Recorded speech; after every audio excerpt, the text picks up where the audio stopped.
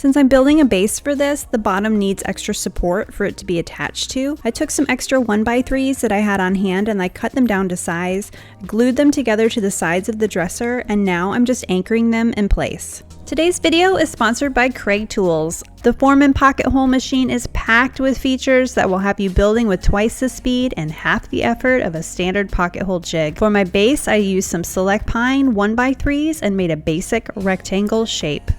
To ensure perfect pocket hole placement, the Foreman features a tool-free adjustable fence that positions your workpiece for the exact pocket depth, and a pair of adjustable spring-loaded stops that provide repeatable accuracy.